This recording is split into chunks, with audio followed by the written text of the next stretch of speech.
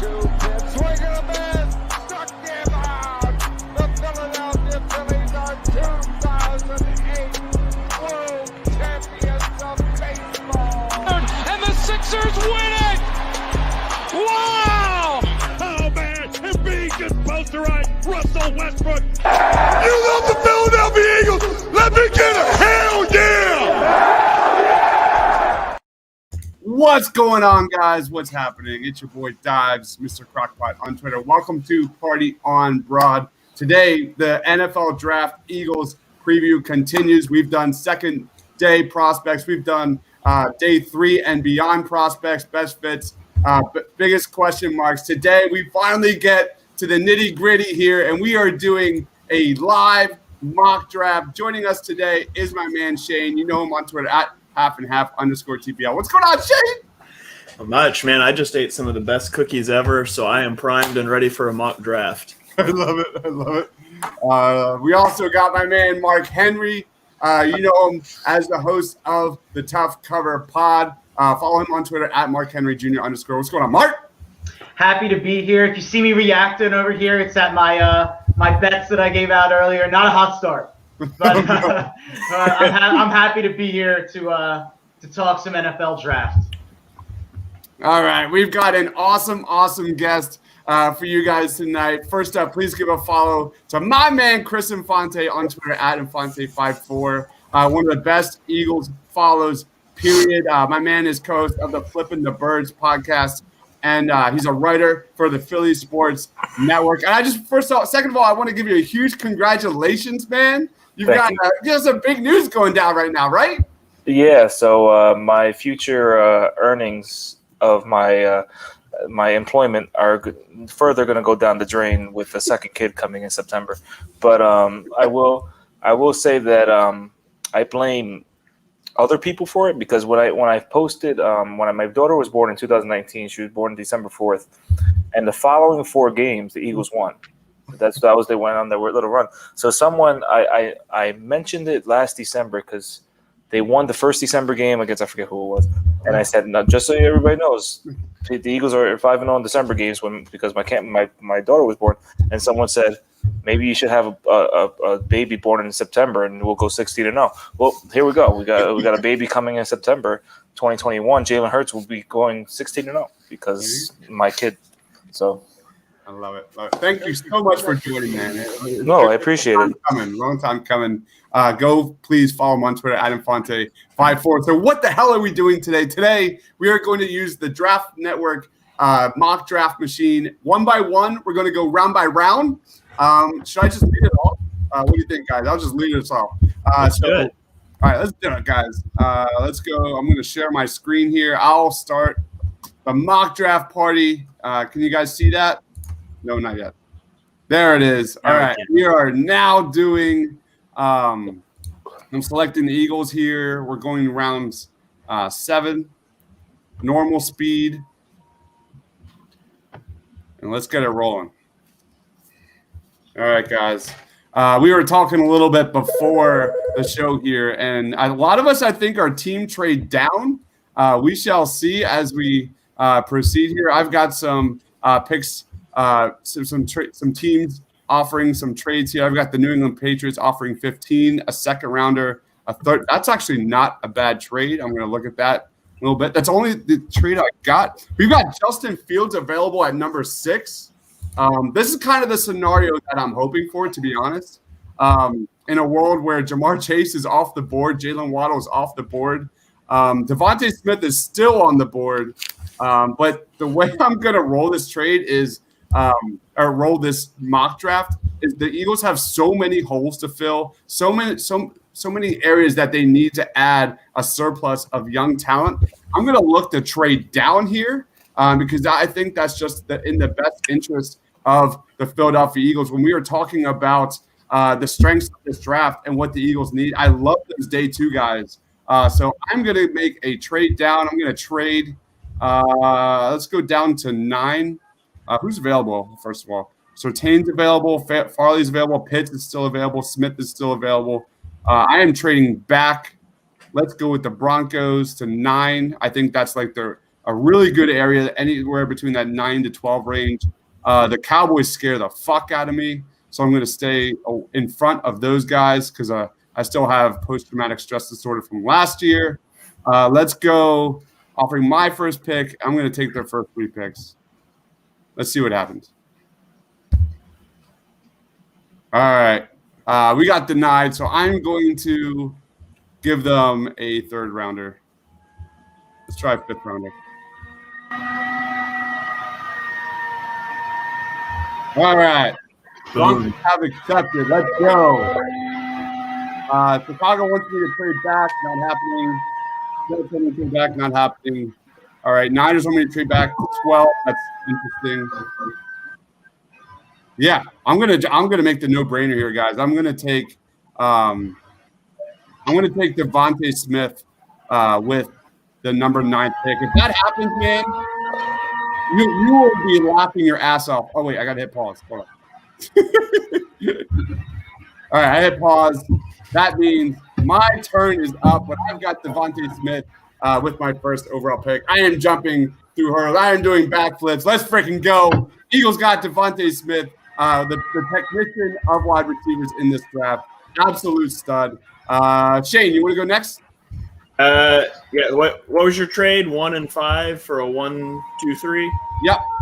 And I also gave up my 5th round pick. Okay, perfect. I'm putting it in your little spreadsheet there. We have David saying team trade down for the win.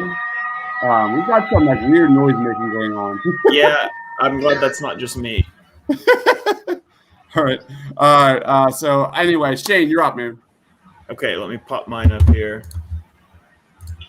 Okay, so here's where we're at on mine. We went Trevor Lawrence, Zach Wilson, 1, 2. Jamar Chase went at 3. Hold on. Can we figure out what that noise is? It sounds like someone's about to be arrested. Yeah. I don't know what that is. I don't either. That's really weird. Okay. Anyways, making sure it's not mine. So we've still got Justin Fields on the board when I come up. Now, I've talked a lot about the idea of taking a quarterback at number 6. I still don't think it's a bad idea. I still won't be mad if it happens. But for this mock, and I'm kind of in the mentality now that I want to build around Hurts for a year, and let's see what happens. So I'm going to go look to trade with a team that needs a quarterback, and I was playing around with it. So I'm also falling on Denver. So I'm going to offer Denver my 1st, 5th, and 6th for their 1st, 3rd, 4th, and their 1st rounder next year. So I want to get that 1st rounder next year. That's a big part of my plan because it gives us potentially 3 first-round picks next year. So we build around Hurts this year. If it does not work out, we have plenty of ammunition to move up and get QB1 in the next draft. So I'm sacrificing a little bit this draft, but we're going to send that, see if they take it, and they did. So now we got 3 first-round picks next year. We picked up a 3rd, 4th this year. So we'll go down to – All right, hit pause. All right, you didn't pick yet. Never mind. Yeah, so I'm at 9. I'm going to probably stand at 9 and pick. Oh, baby. Oh, baby. Man, I know exactly where I would go with that. We got Kyle Pitts. We've got Trey Lance. Patrick Surtain's still there. Caleb Farley's my CB1. I'd probably consider him pretty heavily, but out of that group, I'm going to go ahead and go with Kyle Pitts. That is the correct choice. That is the best choice.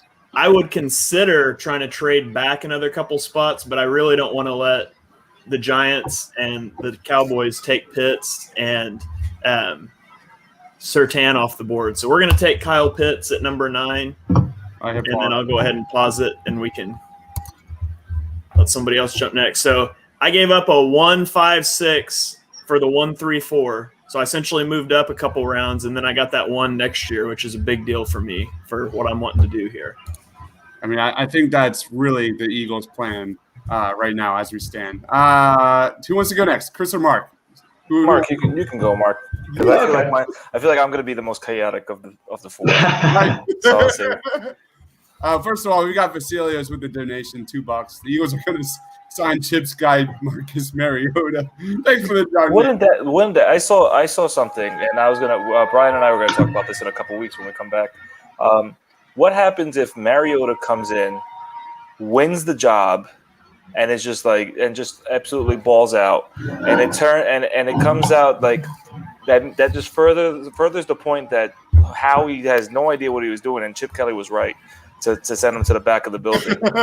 Like, wouldn't that be something? And we still have Fletcher Cox, because when he was drafted, all the rumors of trading Fletcher Cox to the Titans for Mariota and all that stuff. But that would be funny. I'm all for it. I'm absolutely all for it. Yeah, absolutely. Go ahead, Mark. There we go.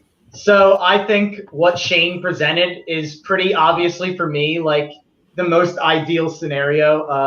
I actually had an announcement from last week's top 10 that I adjusted a little bit after some research this week. I had Devonta Smith number 2 overall for me as an Eagles target and Kyle Pitts number 3. After more watching Kyle Pitts highlights, I had to move him up to number 2. I think he's the most sure thing in the draft outside of Trevor Lawrence. And in this scenario, it's a little bit of a weird mock that I got. I think the first 2 picks are right, but Chase at 3, Parsons at 4, and Waddle at 5. That leaves me with Kyle Pitts, and obviously what Shane did, taking Pitts at 9 and picking up a first rounder for next year, I would be literally like running around Philadelphia if that happens. But I am in love with Kyle Pitts. I can't let a chance. I can't pass up on him at 6 to trade down. I got to take him. So let's do that and then pause. All right, there you go. Kyle Pitts back to back to the Birds in the first round. All right, Chris, you're up, dude. All right, so I'm going to trade back also because for reasons said already, and this team is not one player away. It's not even 2 players away. There are a lot of players away. There's a need at wide receiver. There's a need at tight end. There's a need on the line. There's a need on both lines. There's a need at cornerback. There's a need at safety. There's a need at linebacker every year. There's even a need at kicker because Jake Elliott sucks. But it's okay. So I guess hold on. Let me share this. Share screen. Okay. We've been team trade back for a while now, so it's good to see everyone kind of getting on the same page. But it just makes the most sense. But will Howie do it? That's really the main question. Okay. Hold on. It's not letting me share right now. Hold on. It's not. I think I did something wrong. Do you see the share on the bottom? Yeah. Let me share. Chrome has lost permission to capture your screen. Why? Okay. See, this right here is what happened in the draft room last year when we took Jalen Reagor and said how he's That's what happened. Clearly, their big board screwed up, and they took Davion Taylor in the 3rd round, and they actually reversed the order by accident, and they thought he was the top pick in the 3rd round, but it was actually in the 7th. All their tabs were frozen and everything, and they were just and it was just frozen on. Oh, there. Okay. You know what? That's okay. Share screen. Okay, we're good. All right, I got you. All right, there we go. Start the draft. Okay. Okay, so I'm probably not even going to entertain these things. I'm just going to press X right off the bat. So we're here at 6, and my thing is I kind of like chaos. And I'm going around Shane's idea of getting a pick from next year and kind of spilling the beans on my draft article for tomorrow. I do have a trade where we get a pick for next year too. With Carson Wentz's, qualifications for moving from 2nd to 1st being 75% or 70% in playoff, I think he hits it. The people have been sharing highlights of Quentin Nelson just mauling people, and how do you not think that Wentz is going to play 90% or more snaps next year behind that offensive line? So you potentially have 2 first-round picks next year, and that's a lot of ammunition already. So I'm thinking this, you look at all these teams that need a quarterback right now.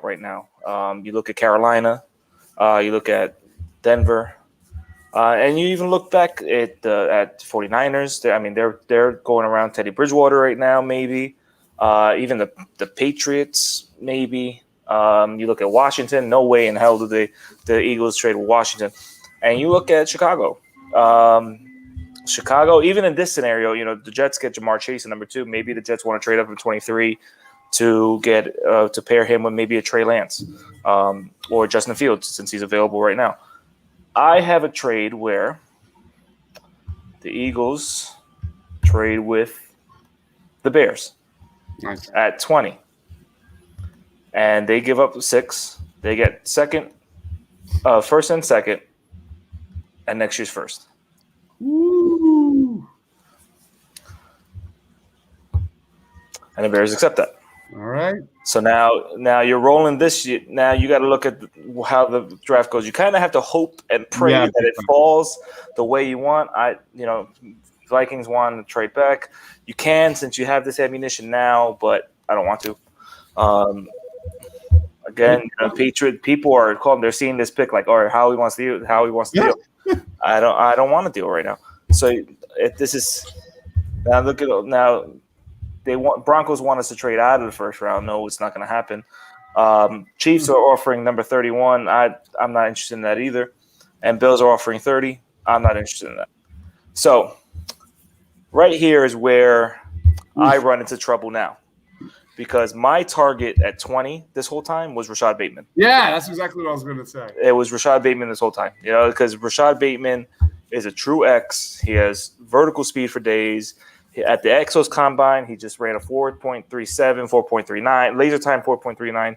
The turf is a little different there than in Lucas Oil Stadium, so you kind of have to add a little bit more time. But that's probably a 4.42, 4.44 at an actual combine. So even with that in mind, even with Bateman off the board, J.C. Horn is very, very, very tempting, but I'm going to go here, and it might be a reach at this point. I'm going with Terrace Marshall Jr. Nice. Terrace Marshall, he kind of – I'll pause right there. Oh, no, someone's trying to trade with me again, Jets. Pause. Okay. And they get Najee Harris. That's good.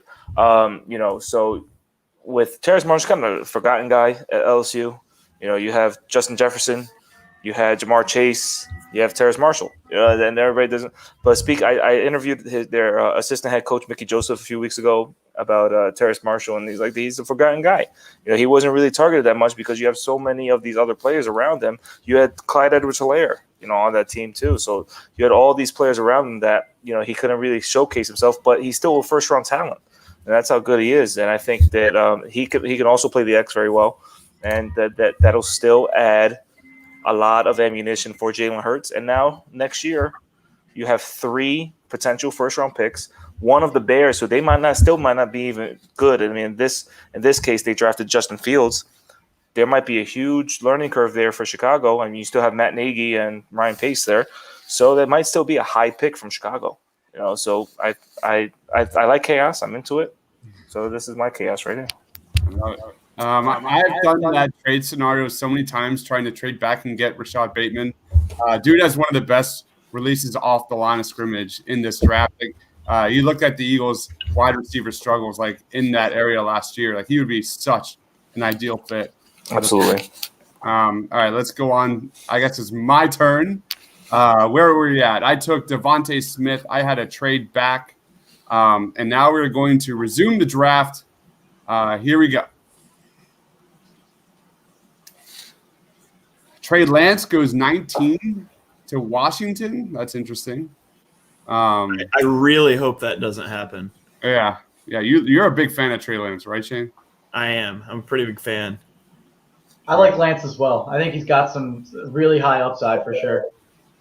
All right. Niners are offering me pick 43 for my second-round pick. They're also giving me a fifth-round pick. Absolutely declined that. I want starters. I need playmakers. I want starters. I want impact guys in this draft. That's what I'm looking for. Baltimore's also trying to get my pick. Or no, the Chargers are trying to get my pick. That's not going to happen either. All right, so where do we go here? I've got Richie Grant, Morig, Eric Stokes, Leatherwood, who I like, Wyatt Davis, Creed Humphrey. That's Shane's boy. That's Shane's boy right there. So I've got pick 37 and 40.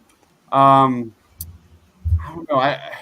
I definitely need a starter in my defensive backfield. And the guy I'm going to go with is Trevon Moehrig. I think this is just a leader of men. He's a patroller of the middle of the field. He's got 7 career interceptions. He's constantly run the ball. This guy's a playmaker. I think this is something the Eagles defense significantly lacked last year. He's an aggressive player, sometimes at fault, but he's got speed, tons of passes defended, great size, 6'2". He's got that swagger that you want in that backfield safety. There's some safeties in this day 2 area that probably could be had, but I really, really like Trevon Moehrig. And I'm just going to roll with Trevon Moehrig with my top second-round pick. I'm going to take him, and I'm going to pause there. I'm just going to leave it there.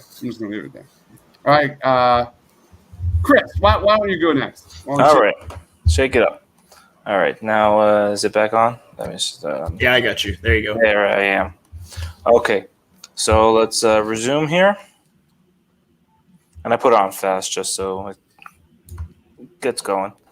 I like how this is working right now. All right, so both of my 2s for 2, 3, and 4. No, thank you. Both of my 2s for 2. No, thank you. Okay, I'm going to keep this here. So this is a really, really tough decision here. Moehrig is my guy too. I absolutely love him. He goes to the Jaguars in this situation here. Well, you have 3 names to me. Well, kind of 4 names that are really intriguing. You have Barmore, who is widely considered the best defensive tackle prospect in the draft. Draft Network predicts him to go 26. They rank him as their 34th best player. I really like him. And then you have guys like Javonte Williams, who I think would be a perfect complement to Miles Sanders. I think they'd have a 1-2 punch that would rival any running back duo in the league. You have Richie Grant, who's a really, really good safety. He's really close to Moehrig for me and my top safety. You have Eric Stokes, who I think is the perfect cornerback for this defense under Jonathan Gallen. I mean, even you look down, you got Creed Humphrey. If Landon Dickerson didn't get hurt, he would be higher for me, but that ACL really, really scares me. And then you got a really good tight end in Freemuth. You got Rondell Moore. You got linebacker, but the Eagles and linebackers.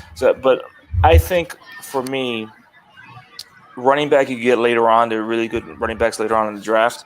Safety also. For me right now, it's Barmore. Barmore, he's obviously young. He's coming out of the draft. He's 6'5", 310. He almost came to Philly. He almost went to Temple. But he is a guy that, with Malik Jackson about to be cut, with the depth behind Fletcher Cox being Javon Hargrave, who finally came on during the last half of the season. And then behind them, you got McGill, who needs some more playing time. Ridgeway's a free agent. You got Raekwon Williams, who was an undrafted free agent, who has a lot of promise, but still he didn't play much at all. So there's really who's going to be that guy to form a 3-headed monster with Fletcher Cox and Javon Hargrave, because we know the Eagles love their defensive rotations. And I'm assuming it's still going to be the same, even with a new defensive coordinator. I'm going to go with Barmore. Fletch is going to be 31 this season. He's going to be very expensive. And he likes to take some plays off and some games off sometimes just to keep himself healthy. So I think the clock is ticking on his time in Philadelphia. It might not be this year, but it's probably be next year. He can be cut next year and save $17 million on the cap. So I think we're looking at a future of Javon Hargrave and Christian Barmore on the Eagles defensive line. It's a beast. He's a Pause. beast. All right, hit pause there. All right, Shane. Or no, Mark, you're up next. Let me share it. All right, cool. So I simmed to my pick. I'm going to go through a couple of the picks, I guess. Surtain to Dallas would scare me big time. I would hate to see Devonta Smith to New York. I'd hate to see J.C. Horn go to Washington. All players I like staying in the division. Terrace Marshall would be a guy I'd be looking at in the second round if he were to make it there. Same with Kadarius Toney and Javonte Williams. Mac Jones, I don't think will fall that far, but that brings us to 37. And there's a couple guys up here that I would definitely consider, like the two safeties, as you guys mentioned. I'm high on both of them, Trevon Moehrig and Richie Grant. Liam Eichenberg from Notre Dame is a guy who I think has excellent potential to be a long-term tackle in this league. I think Elijah Moore, a guy from Ole Miss, is a guy I really like. The Prophet, as they call him. Rondale Moore is another guy I consider, but I'm going far down the list. I don't understand why he's this far down this list, because if you look at most lists, he's not that far. I'm going with Carlos Boogie Basham Jr. This dude is 6'5", 285, jumps 36 inches in the vertical, and squats over 700 pounds. He forced 4 fumbles last 2 years and had 8 pass deflections, which I've tried to place an extra emphasis on this year after having watched how important it felt like that was for many of the best D linemen. He's worked inside and outside and can rush the passer and play the run. 3-year starter. He's a hustler all over the field. He probably could have opted out, but he stayed around and played 7 games and had 5 sacks. I think he's one of the best edge rushers in the draft and a late first-round talent for me. And it seems I think most scouts have him around there. I was shocked to see him down in the 60s on the Draft Network, but I'll take it in a second. There it is. We did a day 2 pod of best fit for the Eagles, and Basham was like, I think at least in my top 2 or 3 there. Go ahead, Shane. You're up. Where's the draft at? All right. So I skipped down to the start of the second round, and Justin popped in and said Alex Singleton, Defensive Player of the Year, and I'm not on board with that. I really want to address linebacker here. There's a guy that I really like in Xavier Collins that's falling. Tulsa guy, really talented linebacker. You know, we addressed a big playmaker for the offense, quarterback, which I think is important to do if you want to see what Hurts has in 2021. Now I want to do something to help out the middle of our defense. We've neglected linebacker for far too long. And I think a legitimate investment there would make a big difference. And so I'm sitting here with the Jets on the clock at 34, and I'm concerned that he's not going to make it past the Falcons or the Dolphins. So we're going to go trade up to 34 with the Jets. And I'm going to offer him a 2nd and a 7th and see if we can move up here just a couple of spots to go get my guy Collins. And so they're going to take it. And I'm going to sprint to the podium, and I'm going to take Collins out of Tulsa as a linebacker for us. All right. Xavier Collins, man. He was a quarterback in high school, but he's, arguably one of the biggest playmakers on defense in this draft. So I love Collins. He's one of my favorite guys at the top of round 2, if available, like for the Eagles. Easily, if he falls. All right, let's go on to my draft. I am – Justin asked, is someone vacuuming? It's possible. Let's go on to my pick. I am sitting at pick number 40. Where we at? I've got Richie Grant available.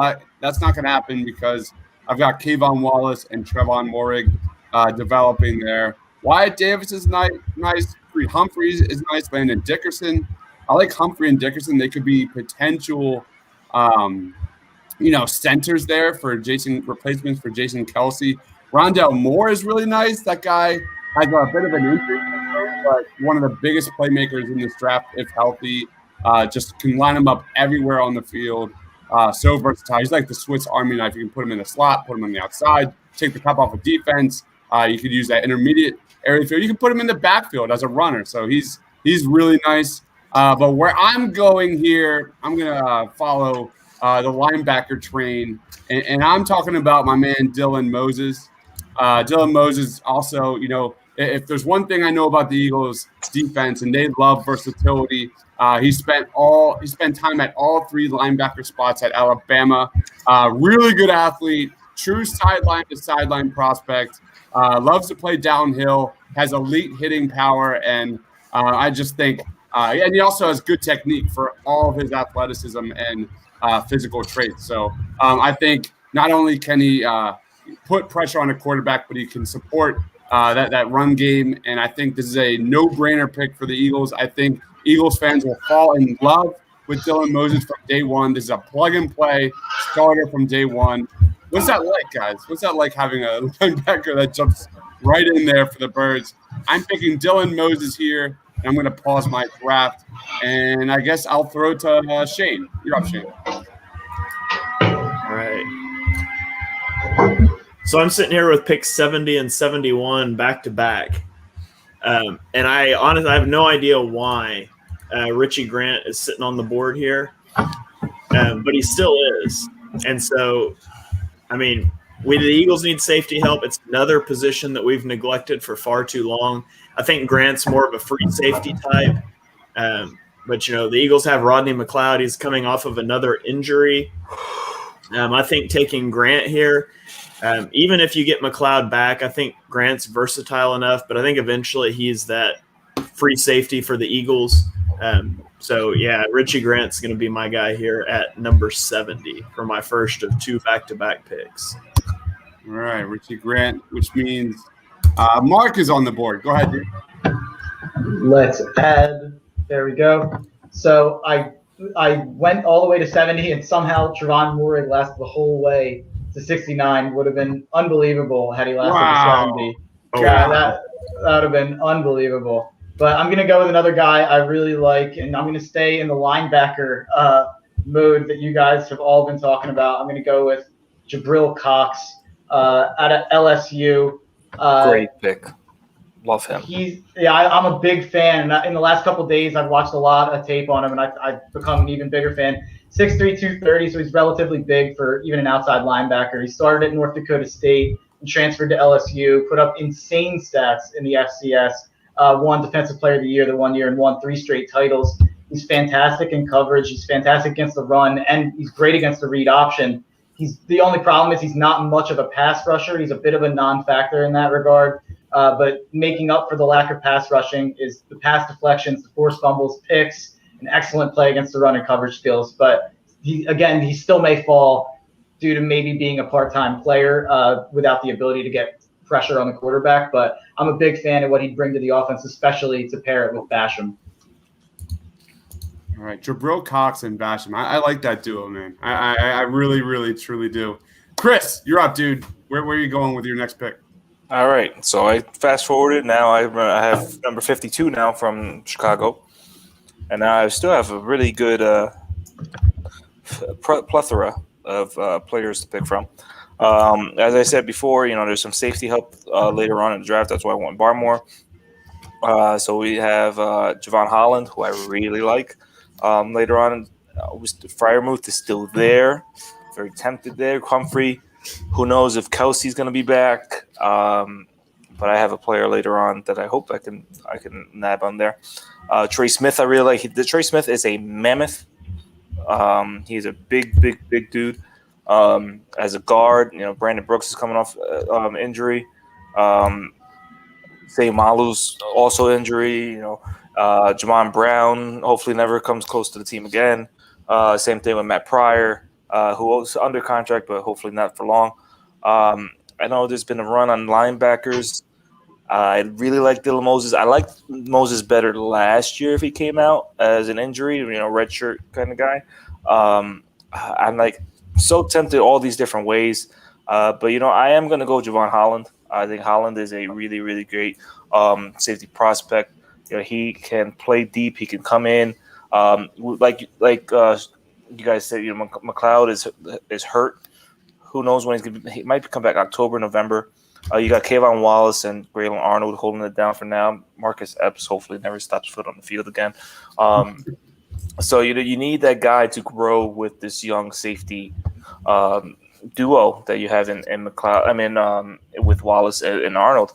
And that's definitely Javon Holland. He's big. He's 6'1". He's not too big weight wise. He's under 200 pounds, but he can do anything on the field. He's quick. He can play any scheme. He could be in the box. He could be deep safety. He can play up on the slot. He can do whatever you ask him to do. And I think he can be a really good piece for Jonathan Allen coach defense. All right, nice. All right, you got that, Shane? You're on top of it? Yep, I got it. All right, so now we're rolling. It's my pick, right? I think it's my turn. Sure. All right, my turn. I'm going to share my screen. There we go. I've got now back-to-back picks here, the 70th and the 71st pick because of my trade with the Denver Broncos there. My trade back with the 70th pick. I'm going to fix a position that has been a thorn on the Eagles side for years. And I'm talking linebacker. I'm going to kind of piggyback off of the Gabriel Cox train here. I've got Dylan Moses, who is a great guy who can blitz the quarterback and hit and has great athleticism and can provide defense against the run. Next up, I'm going to go Gabriel Cox.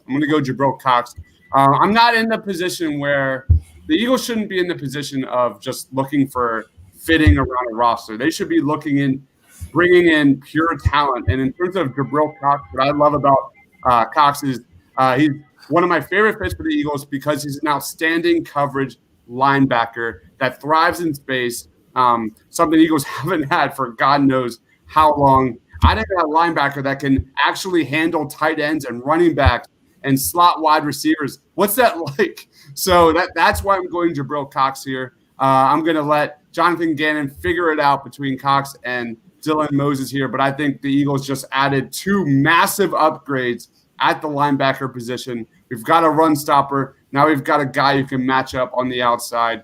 Gabriel Cox is my pick for number 70. Just an amazing value pick here. Go ahead, Shane. I think it goes back to Chris now. My bad. Go ahead, Chris. Okay, it's me. So let's resume here. Oops. Okay, where am I? I don't think I'm sharing yet. There we go. All right. So Bucks want me to trade no, thank you. All right. So we have pick 70 now. Coming up, we have 84 from the Colts. Duane Eskridge, I really like him. He's a shifty kind of guy. He's tiny, but Eagles like their tiny players. I'm not ready to go wide receiver again yet, even though I think it is still a need. Edge is definitely a need for the Eagles. You know, you got Barnett. Who knows what's going to happen with him? I think he'll be back on an extension. He's a cut candidate to save $10 million. You got BG, who's going to be 33. You got Josh Sweat, whose knees are terrible, but he's a great player. And then behind him, I mean, you got Joe Ostman. Avery is now a linebacker. And there's not much to go. I mean, you got Matt Leo, who came over and was on the international program list. Who knows who he is, really. You got offensive tackles, you got interior alignment, but I got to go with my guy, Gabriel Cox. I think between Barmore, between Holland, between Cox, I think they are building a defense for the future with these three picks, and you have to expect Gannon and Sirianni and all these young coaches to be there for a few years. And what's better than getting young, dynamic players for defense, for offense to help grow? And I think these players will really build an exciting and fast defense for the Eagles for a few years. All right. Go Cox across the board.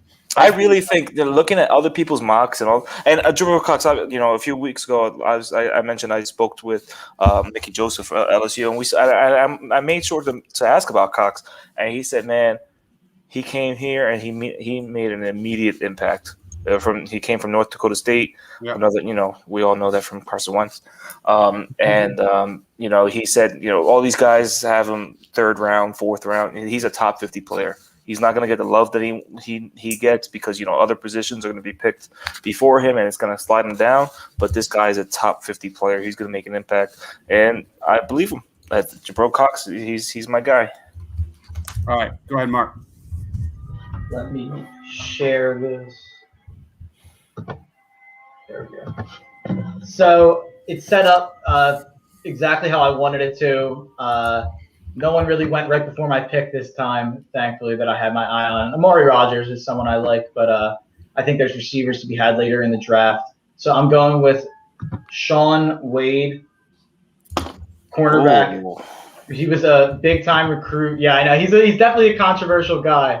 He was a big-time recruit to Ohio State. He was a 3-year starter who shined as a freshman and a sophomore, great in the slot and in nickel packages, and even played some safety. Really, really struggled as an outside corner in his junior year, especially in big games where he was roasted by great players like Devonta Smith, as you saw in the national championship, which is definitely concerning. But he should be able to play zone or man with his length. Some people think he projects as a safety, and I like the versatility he brings. If we have injuries, he can shift back and forth between corner and safety. I definitely think there is some upside there that we saw in his freshman and sophomore year that led people to think he was a first two-day talent. But he is falling. I could see him falling farther than that, but I think 84 is a good value for Shaun Wade. All right. Shane, you're up, man. All right. So here's the thing. I took Xavier Collins at 34, traded up to get him. Would the Eagles take 2 linebackers on day 2 of the draft? The answer is probably no. But if I'm sitting in the GM chair and Gabriel Cox is there at 71, I sprint to the podium to make the pick. So I'm going to make it the clean sweep where we all take Cox 4 for 4, draft, which is super boring for the viewers out there. But, I mean, can you imagine the defense with Cox and Collins at linebacker? And, I mean, I'd throw Singleton out there. That's fine. But, like, can you imagine that base defense, how much of an improvement that would be? And, I mean, I'd like to add some more playmakers on the offensive side of the ball, but I value Cox a lot more highly than the predictive board does here. And so I'm going to sprint to the podium, and I'm going to take Gabriel Cox at 71. All right, Gabriel Cox is off the board, which means that is now my turn. I've got pick 71 here. I've got a lot of guys here. Calvin Joseph, some cornerbacks here that I kind of like. I'm definitely not going to do linebacker after going back-to-back linebackers with my 40th and 70th picks. But I'm going to go all the way down here. I don't know if this is a reach. Shaun Wade was definitely on my big board here. I really like Shaun Wade. It's between him and it's either him or my man, my gosh, he's all the way down. Trey Sermon. But I'm going to go first Shaun Wade. I'm going to go Shaun Wade, number 1. I'm going to go back all the way. I'm going to go – because I have the 84 pick. Shaun Wade is my pick. Is a dude that has had his fair share of ups and downs in his short career so far. He's a defensive back that's probably might move to safety at the next level. I'd really love to see what Jonathan Gannon can do with this guy. He's definitely a talent.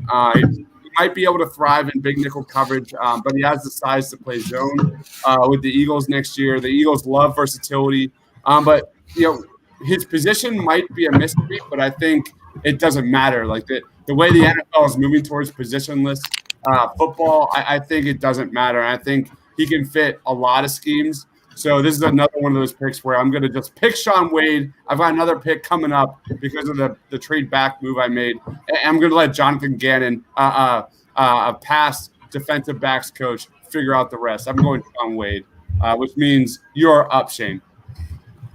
Okay. So I'm back on the clock here at 84 now. This is what my board kind of shakes out like. And I'm looking at Trill Williams, the cornerback out of Syracuse here.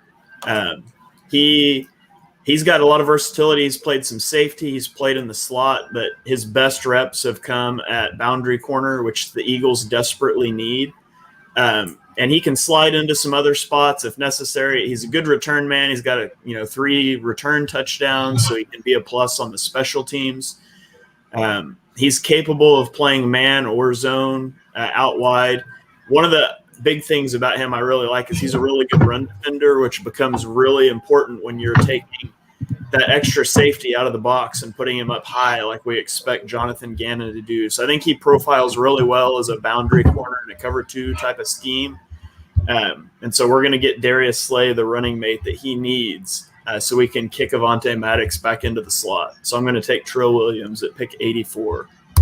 All right. Go ahead, Mark. There we go. All right, so I had a huge jump from pick 84 to pick 151, which is what the Eagles have currently if they don't make any trades. So anyone who I was really eyeing up last time is well off the board. But so I went right to wide receiver for positions because I think that there is some talent late in the draft this year at wide receiver. I like Daz Newsome a lot. There's a couple other guys I like on this list. But we got to get to my guy who I nerded out over on our Day 3 podcast, Jalen Darden, wide receiver out of North Texas.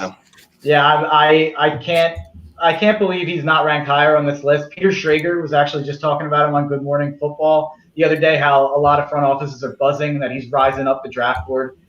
He was the highest rated red zone receiver by PFF at 5'9", 174, playing for North Texas. So, and also number 2 on that list was Kyle Pitts. And in this scenario, we have Kyle Pitts and Jalen Darden. So all our red zone problems are fixed. We're good right away. Hey, you remember who else was a red zone threat in college? JJ Ortega. Well, if we took JJ Ortega-Whiteside at 151, it wouldn't be 50-50, baby. I don't think Kyle Pitts or Jalen Darden can recover a fumble just like J-Ball can. Or make a block downfield. Yeah. I mean, hey man, the jury's still out on J-Jaw. Yeah, the jury left. That's why they're still out. And they left the courtroom like this guy. They're not coming back. Yeah, I can't believe Darden's ranked in the 180s here. I think he's a steal at 151, even if he's not the highest rated red zone receiver in the NFL at 5'9". I think it shows how versatile his talent is. He seems like he can do just about everything. And I think he'd be the perfect guy to bring in late in the draft as a high upside play. All right, you're up, Chris. I'm up. All right. So, hold on. Let's go here. My screen sharing sucks. Skills suck. There we go. All right. So as you can see, it says congratulations, the Buccaneers have accepted your trade. So the Eagles had 2 third-round picks now. They still don't have a 4th-round pick because Andrew Berry, that scheming mother effer, came over here from the Browns, traded Jannard Avery from the Browns to the Eagles for a 4th-round pick, and then he went back to the Browns to have that 4th-round pick on his own team. So you know what? Like we said, we've all said in the beginning, this Eagles team has too many needs and not too many draft picks. We added a draft pick with the trade down to 20, and we should add another one here. So I propose sending 84 to the Bucks, to Super Bowl champion Bucks, for picks 95 and 137. So now we have our 4th round pick back, and we moved back 11 spots. This shouldn't hurt too bad, but we'll see how that goes. I still expect a guy that I want still to be there. I'm taking a big risk. And, hold on a minute. I don't know why it picked for me. So I don't know why it picked Tommy Tremble for me because that's not that just auto right there for whatever reason. I don't know why that happened. But you see, the Cowboys got the guy that I was going to pick. So I don't know. That's bad omen, maybe. Bad juju. But Paulson Adebo was the guy that I was going to pick. That I did not pick Tremble, so don't. Let's write it in. Let's write it in. I'll write it in for you. Yeah, write that in. Paulson Adebo, he opted out 2020, COVID concerns, and wanted to get ready for the draft. I think he has potential as a really good outside corner, opposite Slay. He showed a lot of potential in 2019, 2018. He had like 90-something tackles within 2 years, eight interceptions, and he 20. I think it's about 27 pass deflections in 2 years. And he's probably going to put himself in the mix for a 1st-round pick, maybe high 2nd-round pick, if he played this year. But he didn't play. I think he has a ton of potential, a lot of grooming to do. But I think playing with Slay will help him a lot in that regard. And I think the Eagles could, with the last 4 picks being defense, are really, really, really going to build a nice defense to battle against, I don't remember who the Giants got, and they got Devontae Smith. Cowboys already have CeeDee Lamb. And this at this mock, the Redskins or whatever their name is now got Mac Jones to throw to Terry McLaurin. So I think the Eagles really need to build up this defense to battle with those teams twice a year to have any chance at doing. And you build up this defense like that, you still have 3 first-round picks probably in 2022 to keep going. And this is looking like a really dangerous team for the next few years. All right. Let's go on to mine. Shane, you got that? Yes, I wrote it down. All right. That means I am now up at pick 84. I'm still in the 3rd round, guys. We're plugging along, and speaking of plugs, I already plugged my guy. I think you look at my team here. I've gone back defensive players. I want to add a guy in Trey Sermon here is a guy who plays with physicality and toughness to be an early down back in the NFL. He's got great size, 6'1", 215 pounds. I think it would be a great change-up back alongside Miles Sanders.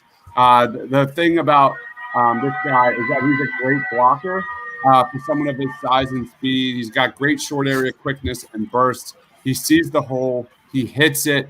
I'm not the biggest Ohio State fan, but I like Trey Sermon here, and I think he would be amazing value here in that bottom of the 3rd round. And I think it'd be a great running back too, with pairing with Miles Sanders. Trey Sermon is my guy. I've added playmakers in Duane Smith. I'm adding another playmaker in my man Trey Sermon, which means I think Chris, it's your turn. Sure. Hopefully right. hopefully the computer doesn't mess me up again. Let's see how this goes. I still got a little while until my pick here. Looking down the list here, some nice names later on that I hope to get. Troy Williams goes to the Bengals. This is someone I was going to look at too. But, got a corner. So I'm not too worried about that. So 137 coming up.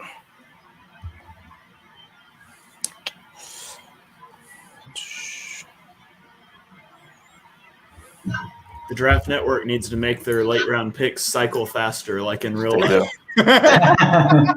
So I always put mine on fast when I do mock drafts. I'm too impatient to sit here. Okay, now it's going to allow me to pick. All right. So I'm going to go actually to the player rankings and see how this changes a little bit. So to their rankings, they have some really high-ranked players still available at 137. But so looking at the needs of the team, they also need help, a lot of help on special teams. I was looking it up today when I was writing my article. Boston Scott is one of 13 players in the NFL to have more than 20 kickoff turns this year. He ranks 11th in return yardage at 21.1 yards per return. It's not great, he's returning it 4 yards short of the touchback, pretty much every time. So you got to look to improve in that area also, and you got to look to improve the screen game. You can't have screen game with Greg Ward over and over and over and over and over. You can't try and do end arounds with Greg Ward and they go nowhere. I think you need to improve those short and those little gadget plays. And how about you improve that with a gadget wide receiver in Jalen Darden, who can really, really, really move like a joystick. He can cut on a dime. He is as shifty as they come on kickoff returns, on screens, on end around, you name it. In the slot, he can be really, really dangerous. And now with that, you have a team with just pure speed. You have Terrace Marshall, who's very fast. You got Rager. You have Hightower. You got Watkins, and now you're adding Jalen Darden in there. And I know we spoke about J-Jaw, but he doesn't really matter anymore. So I think with this, and you got Hurts with his speed, you got Miles Sanders in his speed. You have a team that can be really dangerous and can really score anytime a player touches the ball. All right, go ahead, Mark. So I'm up again at 157, 6 picks after where I got Darden. Let's see if anyone went in between there that I was looking at. No one I have my eye on, so I'm going to go to running back because I think there's a couple good values at this point. Chuba Hubbard, I should say, is 133. I think he'll be gone by this point, so I'm honestly not even going to pick him. So I'm going to go with Jarrett Patterson. Since Dodge got Trey Sermon, I got a little bit jealous, so I had to put someone from my day 3 target list. So I'll go with Jarrett Patterson from Buffalo. He played all 3 years. He averaged over 6 yards per carry. He had 53 touchdowns. He had a game with 400 yards and 8 touchdowns. He was forcing missed tackles like an absolute maniac. I think he's a great late round ticket, a late round flyer to take for the Eagles as a complimentary back. All right, you're up, Shane. Okay, so I'm on the clock at 114, and I went linebacker, safety, linebacker, corner, and so I felt like I need to get back to offense. And my guy Paris Ford was dropping, and thankfully the Browns took him 4 picks before me because he was 100% the pick, no matter what, even if he was there. But he's gone, so I am going to swing back to the offensive side of the ball here. And a guy I really like is wide receiver Daz Newsome from North Carolina. 5'11", be a good slot receiver. As much fun as I have watching Greg Ward and his 5 yards a catch and letting punts drop inside the red zone. Newsome's a good return man, and I know that's part of why we took True Williams too, but it never hurts to have 2 guys that can help you out in the return game. Newsome, I think he's an immediate starter in the slot, good with manufactured touches, good with yak. So he's the guy I'm going to take here to give another playmaker to the Eagles offense. All right. That means I am up. We are rolling, guys. We're wrapping it up here. Let me share my screen. All right. So I didn't have I went from pick 84 to 157. So it was a while to my next pick. If this was actually like the NFL draft, I'd probably be like, I probably went to the dog park like twice by now. Went to the playground with my daughter. I'm probably on my like 10th Tito's by now. But here we are. Let's go. I am going. You look at my picks here. I have yet to address the defensive or offensive line, which is absolutely crazy. And with that, I'm going to change that, and I'm going to go Sedarius Hutcherson, an inside offensive lineman from South Carolina. This guy's a monster at 6'4", 320 pounds. You got Brandon Brooks, you got Sayamalu, you got depth there on the offensive line, but in my opinion, you never have enough young pieces there, young talent to build or protect Jalen Hurts moving forward. Sedarius Hutcherson probably projects best as a guard at the next level, but he's a big-time blocker. I think this is a really good value pick for the Eagles. And I'm going to go Sedarius Hutcherson there in the 5th round, and a guy that can give Jalen Hurts some protection. Sedarius Hutcherson off the board. Go ahead. Who's up next? Shane? Yes. Okay, so I'm up. I am at pick 157 as well. And I'm looking down through the list. I know a position I'd really like to address is running back. We know that the Eagles have Miles Sanders. He's going to be entering the 3rd year of his contract, and I know a lot of people are really high on Miles Sanders. I think the optimism around him runs a little wild sometimes from Eagles fans. I think he's a good player. I don't think he's a great player. And to be honest, even if he was a great player, I don't think the Eagles are going to give a running back a second contract. And so I think Eagles fans need to prepare themselves for Miles Sanders to be gone after 2 more seasons. And so it's not a bad idea. It's never a bad idea to add a running back on day 3 of the draft. And so I'm going to scroll down, and we've talked about this guy a little bit. Where'd he go? Trey Sermon. Dibes already took him. He's a guy that I really like. I know he's kind of a riser. I'm not sure if he falls quite that far. But I think he's a compliment to Miles Sanders, and maybe he becomes more than a compliment a couple years down the road when Sanders is up for a new contract. All right, go ahead, Mark. All right. I'm going to go with another playmaker here at 191 because the guy that I really want. I think I can get later based on where he's at on this list. So I'm going to go with Amir Smith Marset, wide receiver out of Iowa. His stats are really underwhelming, but if you watch him on film, he made some pretty crazy catches. I think he's someone who was hurt by Iowa, thinking that football is played in the 1980s still. So they're not going down the field very often to their best receivers. So I think he's a guy who could have probably went higher had he went somewhere else in college, but I think he's got some physical tools to succeed at the next level. All right. Got it, Shane? You good? Yes, I got it down. All right, you're up, Chris. All right. So I'm at 151 right now, and I'm going to reach a little bit. Come on. All right, it'll share at some point. I'm going to reach a little bit because, we talked earlier that we don't know what Jason Kelsey's going to do. I know Adam Kaplan he went on his high horse today and said it looks like, there's no reports, but Kelsey's probably going to more likely play than not.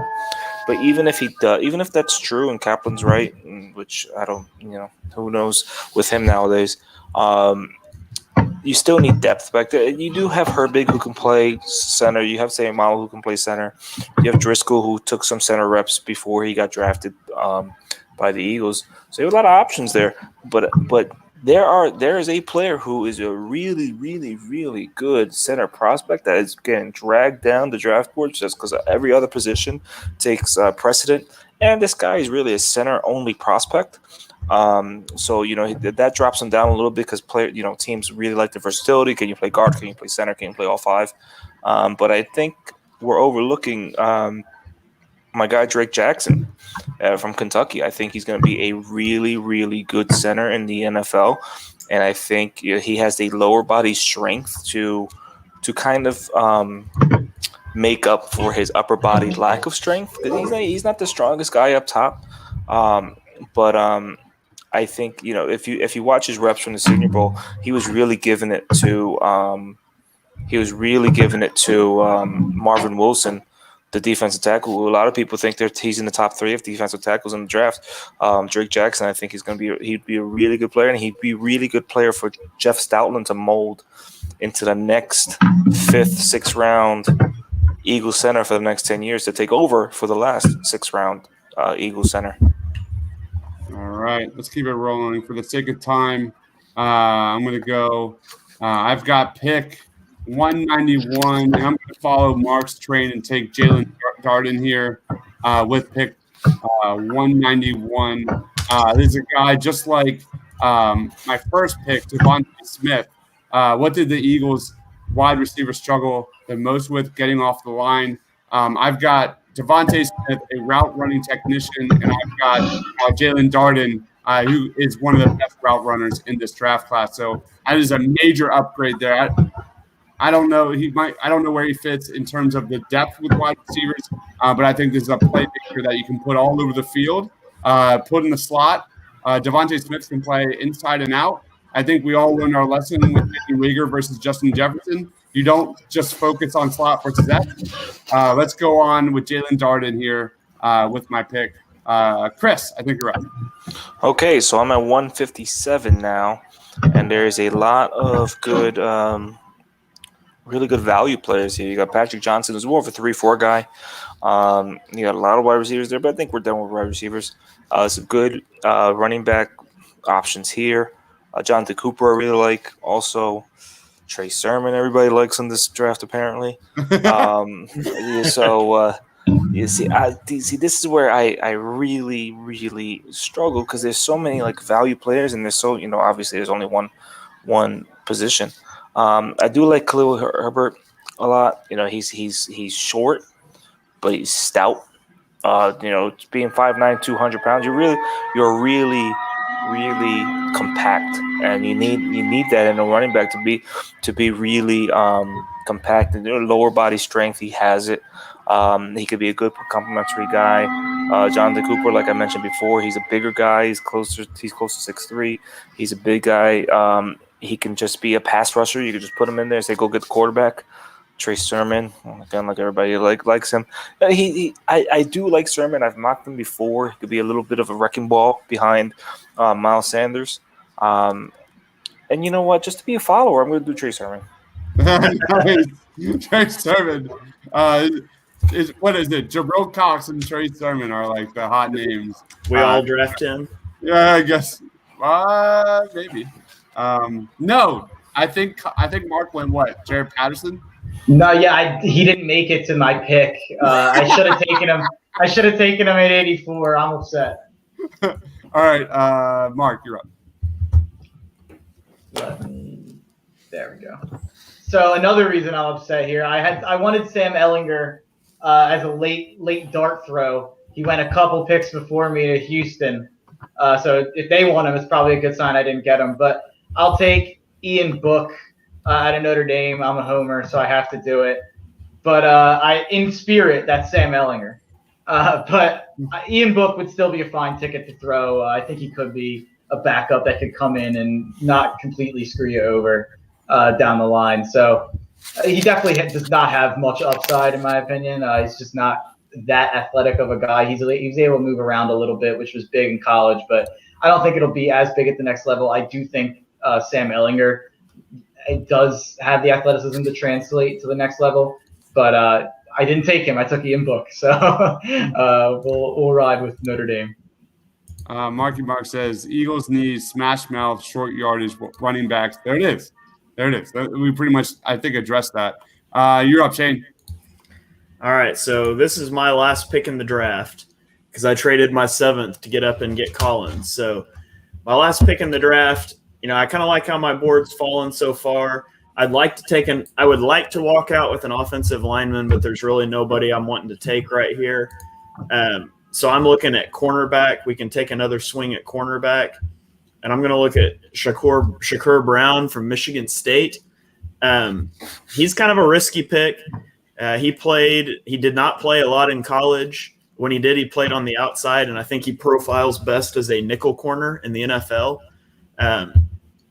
He struggled in zone coverage on the outside and deep thirds, but as a slot corner, he would not have that responsibility. So I think that's a plus that could help him out. Real aggressive. He's aggressive on things in front of him. He can click and trigger on that. So, it's a projection, but if you could slide him into the slot, I think he's got a real high ceiling. But, he could also just be a total bust. But in the 6th round, you're going to take a swing. You might as well take a swing at a prime position and see what happens. He's a good tackler, so he's going to help with the run defense. He's not going to be having to deal with deep coverage, and so I'm going to take Brown, and that's going to round out my draft. All right, so I'm up. This is going much longer than I expected. All right, let's go on. I've got my pick. I'm going to go Joshua Kando here. Oh, anyway, we're talking 6th round pick. This guy is massive size, 6'7", really, really good athleticism. He's an edge rusher. The Eagles have not addressed the defensive line since the 6th round. When's the last time that happened? So anyway, go ahead, Shane. What's your next pick? Oh, you're done. I'm out. I'm done. Go ahead, Mark. I believe this is my last pick as well. I really can't find anything I like outside of this guy on the board. So even though I took Jared Patterson earlier, I'll just take a second shot because I can't find anything else. C.J. Verdell, running back out of Oregon. He was really good as a freshman and a sophomore at Oregon. He kind of took a step back this year, but the Pac-12 season was so weird. But he really is. He got 5 yards per carry in his freshman year, 6 yards per carry in his sophomore year. And he's got a nose for the end zone and is a little bit of a receiving back. He showed that in his freshman year with 30 catches. But I think he's another guy who could complement Miles Sanders well. All right, you're up, Chris. All right, so let's see if I can do this now. All right, okay. So 6th round, I still have 2 picks this round and 7th round. This is where the Eagles really like to do their little projects and all this stuff. You would think they would wait till 6th round and not 3rd round, Davion Taylor. But this I haven't touched edge yet, and I spoke so much about the depth at edge that we don't have. And looking back at the picks, we do have some defensive line help there, and remember, this is not Tremble, stupid ass computer. I really, really like Chris Rump from Duke. He's built like a power forward. He's 6'3". He's only about 220, 225. So he needs to bulk up a little bit. But PFF, even though Draft Network has him ranked so low, coming to the season, he was really viewed around draft sites and experts as one of the best pure pass rushers in the whole country. And Rumph, he has speed, he has agility, he can move, he can rush from the outside, he can rush from the inside. I think if you get your hands on a developmental guy like Chris Rumph, who might go to the Bears. His dad is the defensive line coach for Chicago. He was just hired there, so I could see that happening. But I think if you want a guy with so much potential, I think Chris Rumph, the second, is the guy. I think he could stand to put on maybe 15, 20 pounds. That's a little shaky. Try and keep your speed and agility. But I think he has all the tools to be like the next Josh Sweat for this defensive line. Love it. For the sake of time, I'm just going to go right into mine. I'm going to go. I'm just going to add depth to my defensive back area. I'm going to go DJ Daniel. DJ Daniel is kind of an underrated prospect in this draft. Like, you talk about some really strong depth there from Georgia: Tyson Campbell, Eric Stokes, LeCount. DJ Daniel is kind of a physical, despite he's kind of smallish, but he actually plays more physical than you would think. So I'm going DJ Daniel just as my last pick here, just to round out the depth of the Eagles secondary, which is a giant question mark moving forward. So Mark, do you have any other picks? No, I am finished. I have my summary here. All right, wrap it up, Chris. So apparently I still have two more picks. I have 220 and 228. So I guess I did some wheeling and dealing here. All right, so I guess I'll go through my last two here. So at 228, it says I still need a quarterback. I'm not going quarterback. Cornerback, I took it with the Debo. Offensive tackle needs cornerback again. Obviously, I took with Adebo before, so you can really go anywhere to add some more depth. Kerry Vincent Jr. is a guy that probably projects more to his safety, and LSU. So a cornerback who gets drafted in the 7th round or 6th round that turns to safety. I wonder what Eagles player that sounds like, who also bites on double moves. I do like. I don't want to risk losing this guy unless I completely missed him. I hope I did not miss him. Where is he? Let me go to predictive boards. It looks like I did miss this guy. No, I did not. Christian Uphoff. He was voted on at the Senior Bowl at the national team by the quarterback and wide receiver group of the national team as the best safety on the team. And he is a FCS guy. He doesn't get a lot of love because of that.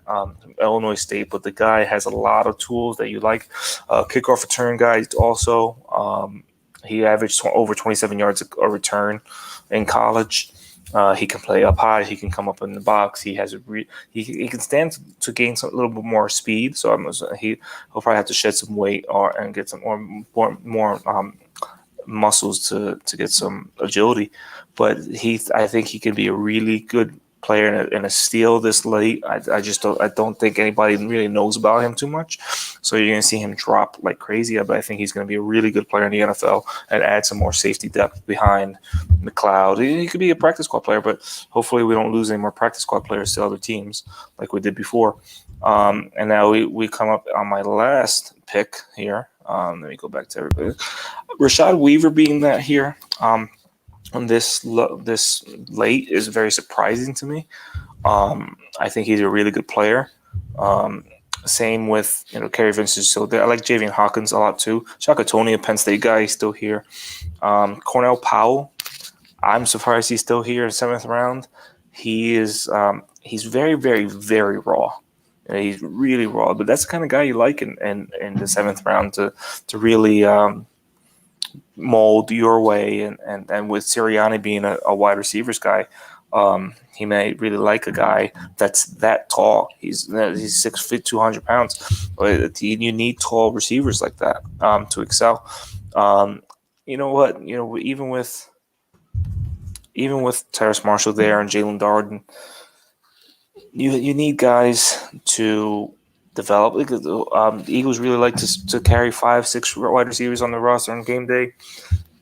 So you know what? Why not? Cornell Powell. Why not? There it is. Did we do it? We did it. We did it. I think we did it. Shane, can you share your the spreadsheet? And we're going to do quick grades. We're not going to go into this in depth. We're going to wrap it up with quick grades and then plugs, and then we'll end the pod. But my goodness, thank you for hanging out with us for so long, Chris. Man, I got work in the morning. Okay, here's what we got. I'm pretty sure I got all the picks right. I might have not got the rounds right. You zoom in a little more too. Yeah, a little more. Let's go 175.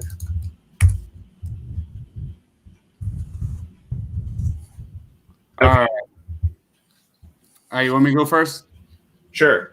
All right, I think I've added playmaking across the board on my draft. I've got I focused on a lot of defensive backs. Playmaking, I've got it with Devontae, Darden. I didn't address the trenches until the later rounds, which is crazy. But I think that makes sense with what the Eagles need the most. And I think I added playmaking and impact players. We're talking Devontae Smith, Morig, Moses, Cox, maybe Wade. Sermon's going to get time next year. But that's like 3 or 4 starters, I think, instantly next year. I would grade this a solid B+. What about you, Mark? Yeah, I think it's a phenomenal draft. Trevon Morig was the second guy I was considering when I took Basham. Moses would have been in that. Are you saying my draft or your draft? My draft. Like, don't. Yeah. Just quick grades. That's okay. Yeah, I would say this is I trading back for Devonta Smith and adding next round prospects. I think that's an A- at least for me. All right. What about you, Shane? Oops. Yeah. So my draft. Here, what I like about my draft is No. traded. What about my draft? Just quick grades. Oh. So we're going to grade everyone's draft. Oh, gotcha. Sorry, I wasn't following you here. I'd give yours a solid like B+ as well. I think you picked up at least 3, maybe 4 or 5 starters out of that. So that's a win for me. Chris. I'm around that B+, B range also. I think Sherman's a little bit of a stretch. I'm not a big Wade fan. I think there's other players at that point, but you hit the needs with impact players. Pretty much day one starters at least with 3 or 4 players there. You have day one starters in Smith, Morig, Moses, and Cox, and even maybe Wade. That's what you want in a good draft. You want day one starters, day one impact players, and I think that's what you got there. All right, Shane, how do you grade your squad? So thing I like about my draft is I traded back, got that first for next year that sets us up to make a move if we need to, and I still walked out with Kyle Pitts. So I've got a playmaker for the offense, added 2 starting linebackers and a starting safety for the defense, maybe a starting outside corner too. I like Newsome in the slot, and then I think Brown's a high upside, boom bust type of guy. I'd walk out of mine being pretty happy. I'd give mine an A-. I think A-.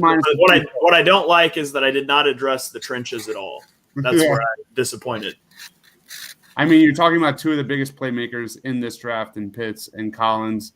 I love the Cox pick. 3 of your first 4 are absolutely home runs. So A-, especially getting that first-round pick, which I think for next year, which I think is what the Eagles are, kind of building towards, more of a long play.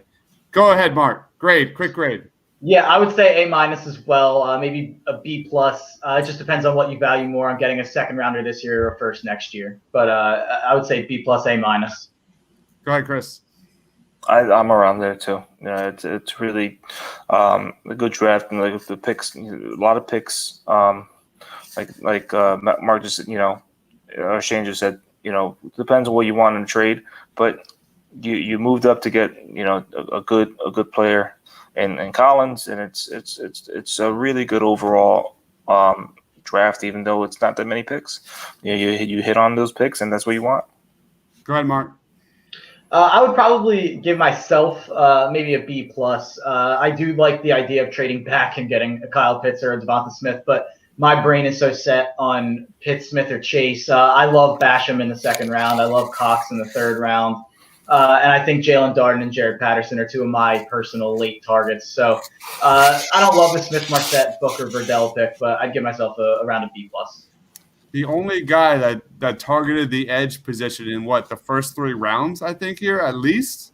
There it is. But Carlos Basham was one of my favorite day 2 picks here. Really, really strong pick. Kyle Pitts, love him.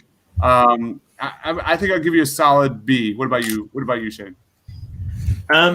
I'd say I'm looking somewhere around like a B minus. I like Pitts. I'd rather trade back though than take him at 6. And Wade, I'm okay on Wade, but I'd rather see him a little later. I really like Cox. I think Darden is a good pick. I was about to take him when where I took Newsome, but he just went right before it switched to me, so I didn't want to take Darden back-to-back picks with somebody else. But so there's some value picks I like. I think we're a little over on like Sean Wade, but I'd overall give it pretty solid, like a B. Chris, I'm around that grade too. Like I like Basham. I love Cox. I love Kyle Pitts, man. I absolutely love Kyle Pitts. I would love him at 6. It's right now. It's 1 Jamar Chase and 2 is Kyle Pitts for me. I think it's a matchup nightmare. I think the speed is really overblown. He was doing it against SEC cornerbacks. The same thing Jamar Chase was doing. Same thing Devontae Smith was doing. SEC cornerbacks. He was doing it against top players, and he dropped 1 pass his whole career. I think he's going to be a really, really good player. Sean Wade, I think, again, like I said before, not too high on him. I love Jared Patterson. Absolutely love him. You even, no matter what conference you're in, rushing for 400 yards in the game is really, really tough to do. I go on the A- B+ range for me. It's a solid draft. Again, getting an edge rusher that high is I love that. I wish I could do that, but it's Pitts, Basham, Cox, day 1 starters. That's what you want in a draft. All right, Chris, how would you grade your squad? What's the highest I can have? No, like I said, you want as many picks as possible for a quote unquote rebuilding team. That's what I try to do here. You have 3 first-round picks next year, most likely. You get 2 second-round picks. You trade back. I traded my second, third-round pick from the Colts to get a later round 3rd and a 4th back. And then you got day 1 starters in Marshall, Barmore. Barmore probably wouldn't be a day 1 starter for the Eagles, but he's a day 1 starter anywhere else. That with Betaline Cox and Hargrave, day 1 starter in Holland next to Wallace. Gabriel Cox, Adebo can start day 1. Drake Jackson may be starting day 1 also. You never know. And I think Christian Uphoff might be my best value pick between him and Chris Rumpf. I might be biased. I do. I think it's an A-, B+ maybe. But I really like everywhere. Maybe Cornell Powell could have been a different position. Maybe another corner that we needed that depth. Maybe a quarterback developmental. But at that point, it's really those guys rarely make the team, and they're usually practice squad players. So it is what it is at that point. Yeah, I think pound for pound, you have some really strong value picks on your team. Javon Holland there in the late 2nd round is terrific. That's a guy that I would take probably in the high 2nd round. I'm shocked that he's so low on the draft network here. I see him as a top 2nd round pick. Christian Barmore, I think, is terrific. Marshall is awesome. He's in that same tier, that 2nd tier of Rashad Bateman that I absolutely love. And Jabril Cox, of course.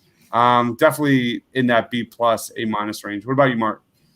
Hot take a little bit. I know you guys were talking about Bateman over Marshall. I actually think I have Marshall 1 spot above Bateman on my rankings. I think Marshall's upside is really high. I do think he was the forgotten guy. So the trade back worked for me if you get Terrace Marshall Jr. And I think the value picks of Gabriel Cox, Jalen Darden, and Trey Sermon make the draft for me. Those are three of my favorite guys in the entire draft. I think Barmore is a first-round talent, so getting him in the second round is excellent. I personally prefer Basham, and I think I would rather an edge guy than an interior guy. But if we ended up with Barmore in the second round, that'd be a really solid pick. So yeah, I'd be in that B plus range. Shane. Yeah, I'd probably go like the B plus range. I really like Barmore and Holland in the second round, Cox in the third. I'd like to walk out of the first round with a bigger name than Terrace Marshall, but trading back to 20, that kind of puts you in that position, and I think he'd be a good player. So yeah, I'm gonna say in that B plus range for me. All right, guys, let's wrap it up with plugs. Mark, where can we find you? You can find me at Mark Henry Jr. _ on Twitter and at Tough Cover Pod on Twitter and Instagram. Shane. Find me on Twitter at @halfandhalf_TPL and follow our gaming Twitter at GamerTPL. You're up, Chris. Thanks for joining, man. Thank you guys for having me. It's at Infante54 at Infant with the E at the end, 54. Philly Sports Network is Philadelphia SN. My podcast Flipping the Birds is at Flipping Birds Pod. We come back in 2 weeks on March 16th to kick off season 3. And thank you guys for having me. All right, guys. Thank you, everyone, for watching. Please be sure to smash that like and subscribe button. Make sure to turn on notifications. Follow us on Twitter, Instagram, Facebook, Twitch, you name it. We're there. For Mark, for Shane, for Chris, for myself, thanks for watching, guys. Stay awesome.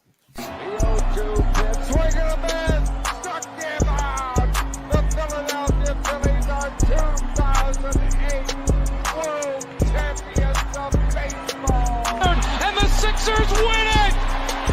Wow! Oh, man. Embiid just posterized Russell Westbrook. You love the Philadelphia Eagles. Let me get a hell yeah.